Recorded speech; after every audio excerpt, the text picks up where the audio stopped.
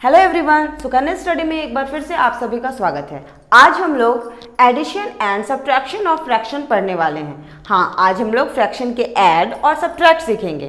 तो चलिए देखते हैं। पहला टॉपिक है हमारा एडिशन ऑफ फ्रैक्शंस। पहला टॉपिक हमारा क्या है? फ्रैक्शन के ऐड। तो चलिए देखते हैं कि फ्रैक्शन का ऐड कैसे हम लोग सॉल्व करते हैं।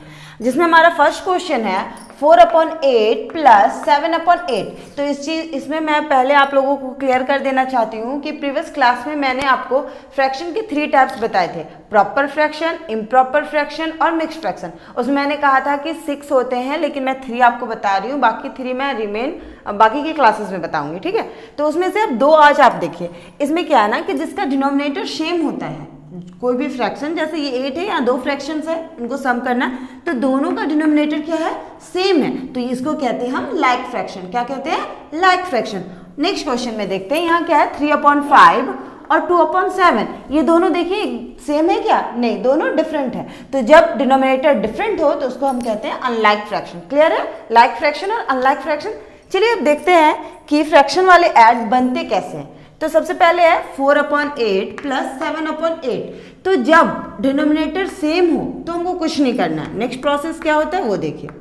डिनोमिनेटर सेम होता है तो जो डिनोमिनेटर होता है उसको हम लिख देते हैं। उसके बाद ये जो 4 है वो 4 लिख दिए, प्लस 7 का 7 लिख दिए, और उसके बाद इसको हम क्या करते हैं? ऐड कर देते हैं। 7 और 4 11, तो 11/8। अब इसमें हमको देखना है कि ये सिंपलेस्ट फॉर्म तो है ना, सबसे लोवेस्ट फॉर्म तो है ना। तो 11 और 8 ये दोनों में से कोई भी ऐसा टेबल है क्या जो कॉमन हो, जिससे हम दोनों को कट कर सकते हैं? नहीं। और ये 11/8 ये क्या है? एक इम्प्रॉपर फ्रैक्शन है। तो हम चाहे तो इसको इस तरह भी छोड़ सकते हैं और चाहे तो हम इसको मिक्स्ड फ्रैक्शन में कन्वर्ट भी कर सकते हैं। तो चूंकि ये लोवेस्ट फ्रैक्शन है, लोवेस्ट फॉर्म में है, तो हम इसको मिक्स्ड फ्रैक्शन में अभी कन्वर्ट नहीं करेंगे, इसको इसी तरह छोड़ देंगे, ठीक है। तो ये हो गया इसका आंसर। याद रखिएगा कि जब डिनोमिनेटर सेम हो तो बहुत आसानी से प्लस हो जाता है। आराम से डिनोमिनेटर के जो डिनोमिनेटर होता है उसको डिनोमिनेटर की जगह पे लिख देना और ये दोनों को सम कर देना और उसके बाद लिख देना, ये बन गया आंसर, ठीक है। नेक्स्ट आते हैं, जब डिनोमिनेटर सेम ना हो तो कैसे बनाते हैं। तो सबसे पहला प्रोसेस होता है कि जब डिनोमिनेटर सेम ना हो तो दोनों डिनोमिनेटर का हम क्या करते हैं? एलसीएम लेते हैं। तो चलिए लिखिए एलसीएम ऑफ 5 and 7 इज। अब देखिए 5 और 7 का हम एलसीएम लेंगे, ठीक है। तो ये दोनों में से कोई भी टेबल कॉमन है क्या जिससे ये दोनों कटे? नहीं। तो जब कोई भी नंबर का एलसीएम नहीं जाता है तो लास्ट में हम लोग क्या करते हैं? मल्टीप्लाई करते हैं। क्या करते हैं? मल्टीप्लाई। तो 5 और 7 को हम लोग मल्टीप्लाई कर देंगे, तो 5 7 जा 35, तो ये हो गया 35। इसका एलसीएम क्या आया? 35। तो ये बन जाएगा डिनोमिनेटर।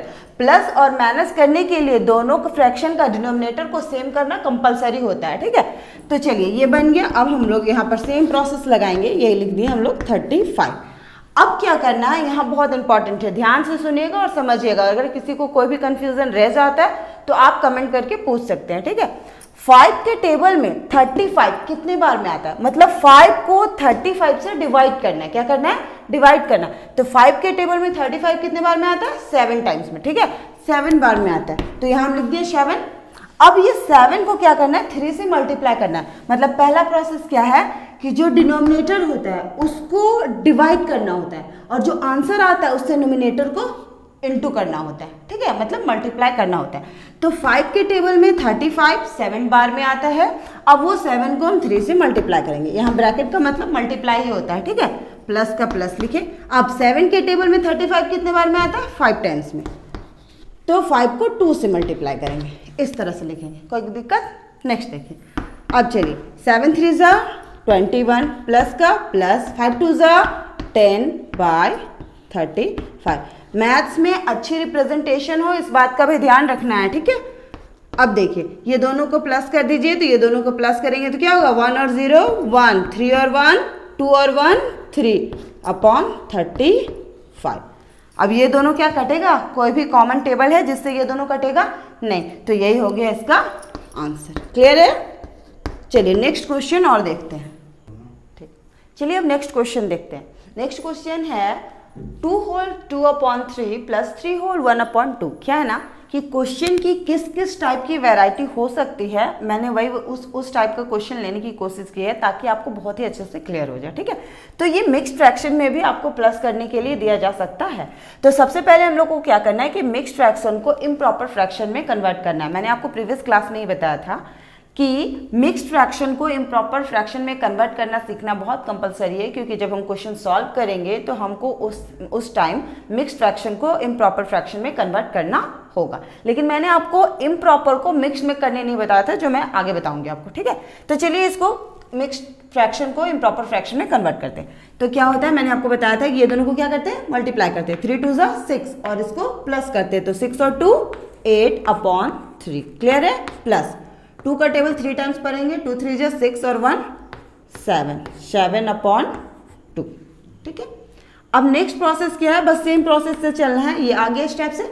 अब आपको फिर से वही करना है, ये दोनों डिनोमिनेटर का क्या करना है, एलसीएम लेना है। एलसीएम तो जाएगा नहीं, एलसीएम ऑफ 3 and 2 इज 3 और 2 का एलसीएम नहीं जा रहा है, तो हम क्या करेंगे, मल्टीप्लाई कर देंगे। 3 2 जा 6, तो 6 आ गया। अब क्या करना है हमको, 6 लिख देना डिनोमिनेटर के प्लेस पे। अब 3 के टेबल में 6 कितने बार में आता है, 2 बार में, तो 2 × 8 हो गया। प्लस 2 के टेबल में 6 3 टाइम्स में, तो 3 × 7। क्लियर है। अब नेक्स्ट क्या करेंगे हम लोग, 2 8 जा 16 प्लस 3 7 जा 21/6। नेक्स्ट होगा 6 और 1 7, 2 1 और 2 3। कॉमन है नहीं, तो ये हो गया इसका आंसर। चलिए अब नेक्स्ट क्वेश्चन देखते हैं। नेक्स्ट क्वेश्चन में क्या है कि 4/6 प्लस 2/3। ठीक है। तो अब ये दोनों का क्या करना है, हमको सबसे पहले एलसीएम लेना है। तो चलिए एलसीएम लेते हैं। LCM of 6 and 3। बस प्रोसेस आपको याद रखना है कि डिनोमिनेटर का एलसीएम लेना है, फिर आगे आगे जैसे मैं बनाते जाती हूँ देखते जाइए और फिर क्लियर करते जाइए। ठीक है। 6 and 3 का एलसीएम लेंगे, तो क्या करना है कि आपको कॉपी में एक साइड कॉलम डाल के रखना है और वहां पर रफ करना है। ठीक है। तो चलिए 6 और 3 का एलसीएम लेते हैं। तो ये 3 का टेबल से 3 2 जा और 3 1 जा। अब एलसीएम में क्या करते हैं, फिर मल्टीप्लाई, तो 3 2 जा 6, एलसीएम क्या आया, 6 आया। क्लियर है। अब क्या करेंगे हम, डिनोमिनेटर हो गया इसका 6। अब 6 के टेबल में 6 कितने बार में आता है, एक बार में, तो वो 1 को 4 से क्या करेंगे, हम मल्टीप्लाई करेंगे। ठीक है। फिर प्लस का प्लस, 3 के टेबल में 6 कितने बार में आएगा, 2 टाइम्स में, तो 2 को 2 से मल्टीप्लाई करेंगे। क्लियर है।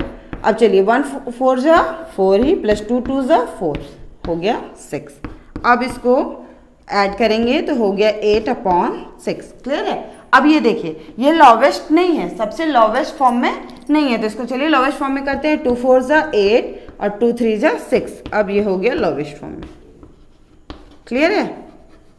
चलिए कुछ और क्वेश्चन हम लोग देखते हैं और अच्छे से क्लियर करते हैं।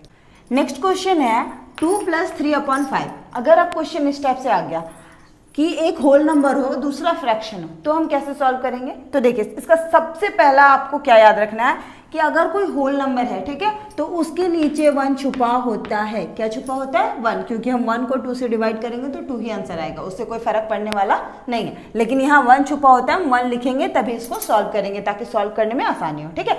आपको बिना सोचे समझे इसके नीचे 1 बैठा देना है और उसके बाद क्वेश्चन सॉल्व करना है, बिल्कुल भी गलत नहीं होगा। ठीक है। तो बस उसके बाद फिर से सेम प्रोसेस, दोनों का क्या करना है, एलसीएम लेना है। एलसीएम तो जाएगा नहीं, तो मल्टीप्लाई कर देना है। 5 1 जा 5, डिनोमिनेटर 5 लिख दिए। अब 1 के टेबल में 5 कितने बार में आएगा, 5 बार में ही, तो 5 को 2 से मल्टीप्लाई करेंगे, तो कर दिए। प्लस का प्लस, 5 के टेबल में 5 कितने बार में आ रहा है, 1 टाइम में, 1 को 3 से मल्टीप्लाई करेंगे। क्लियर है। प्रोसेस बिल्कुल सेम है और बहुत ईजी है, बस आपको एक बार समझ में आ जाना चाहिए, बहुत आसानी से बन जाएगा।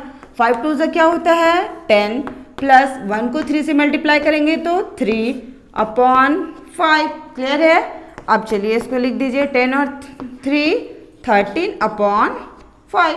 यही हो गया इसका आंसर, क्योंकि ये और छोटा नहीं होगा। अब ये मिक्स्ड फ्रैक्शन में कन्वर्ट होगा, लेकिन हम आपको आगे बताएंगे मिक्स्ड फ्रैक्शन में कैसे कन्वर्ट करते हैं। क्लियर है।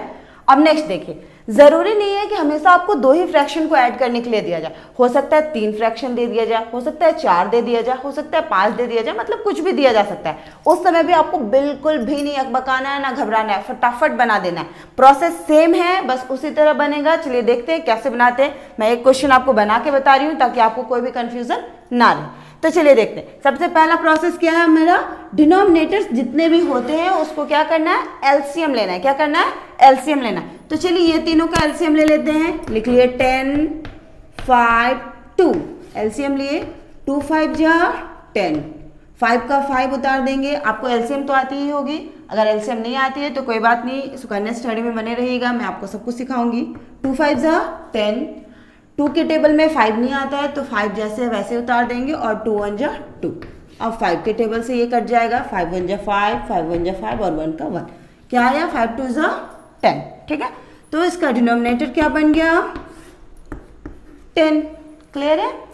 अब 10 के टेबल में 10 कितने बार में आता है, 1 टाइम में। तो 1 को 7 से क्या करेंगे, मल्टीप्लाई, फिर प्लस का प्लस। 5 के टेबल में 10 कितने बार में आता है, 2 टाइम्स में। तो 2 को 2 से मल्टीप्लाई करेंगे, प्लस का प्लस। 2 के टेबल में 10 कितने बार में आता है, 5 टाइम्स में। तो 5 को 3 से मल्टीप्लाई करेंगे। क्लियर है, कोई दिक्कत यहाँ नहीं होना चाहिए यहाँ तक। अब नेक्स्ट प्रोसेस क्या करना है कि मल्टीप्लाई करके लिखना है। 1 7 जा 7, प्लस का प्लस, 2 2 जा 4, प्लस का प्लस, 5 3 जा 15 अपॉन 10। ठीक है, अब चलिए अब यहाँ तक हो गया। अब क्या करना है, ये तीनों को ऐड करना है। तो 7 और 4 कितना होता है, 11, 11 और 15 26 अपॉन 10। अब ये क्या है ना कि ये सबसे लोवेस्ट फॉर्म में नहीं है, तो इसको हम लोग चलिए कट करते हैं। तो ये 2 के टेबल से हो जाएगा, 2 1 जा 2, 2 3 जा 6 और 2 5 जा 10। ये हो गया 13 अपॉन 5। तो एडिशन की क्लासेस यहाँ खत्म होती है। अगर आपको कोई भी कंफ्यूजन रह गया हो तो आप मुझे कमेंट करके पूछ सकते हैं। साथ ही साथ अगर वीडियो अच्छी लगी हो, वाकई में एडिशन समझ में आया हो, तो चैनल को सब्सक्राइब करना और वीडियो को लाइक करना बिल्कुल भी ना भूलें। साथ ही साथ अपने उन फ्रेंड्स को भी जरूर शेयर करें जिनको रियली में इसकी रिक्वायरमेंट थी। Thank you.